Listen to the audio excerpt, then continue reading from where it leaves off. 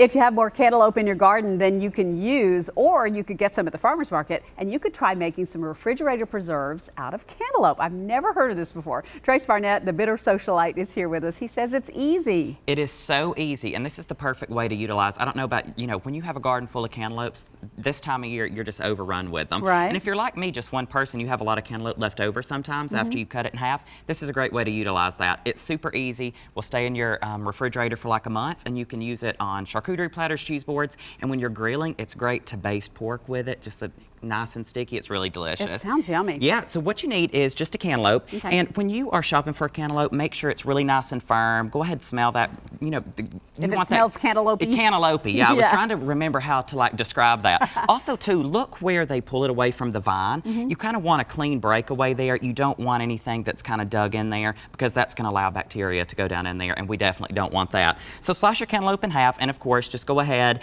and scoop out any of the seeds that may be in there. And you can roughly chop this, but I prefer just to go ahead and spoon it directly out of our cantaloupe into our pot. Okay. And you're going to need like 4 cups of cantaloupe. You're going to combine that with 1 cup of water. I don't know if we can see down in there, but it's also very beautiful when it's cooking, Yeah, and it's it pretty. smells really good too. So bring that to a boil with your cup of water, and this is going to take about 5 minutes. After 5 minutes is up, you're going to take a potato masher and just roughly mash that. You kind of want to keep some of the integrity of the cantaloupe because we want to see that orange color in our preserves. To that, we're going to add 1 tablespoon of butter, and be sure and use a real cream butter, 100%. Don't use a margarine. But the butter, what the butter is going to do is it's going to give us a little creamy consistency to our preserves, and it's also going to reduce any foaming, because we don't want any foam when we ladle it into our jars.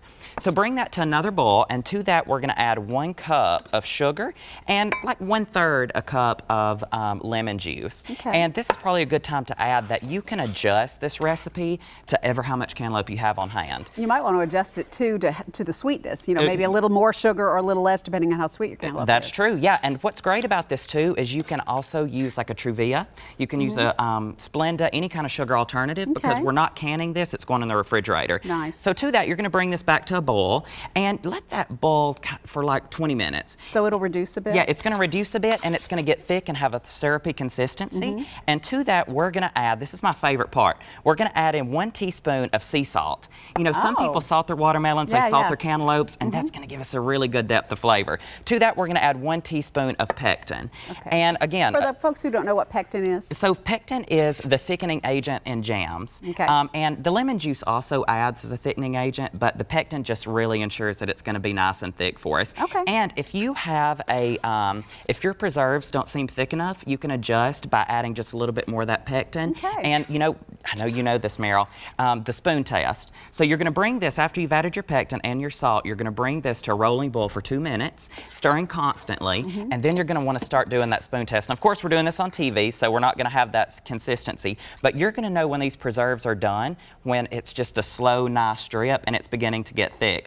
So I just have random jars on hand all the time, and I love this one that was my great-grandmother's. So pretty. And what I love to do is run these through the dishwasher. Again, we're not canning these, so we don't have to go through the the whole heating the jars, heating the rings, heating the lids. So after you do want them clean. You want them sterilized. And then you're just going to ladle your cantaloupe preserves directly into your jar.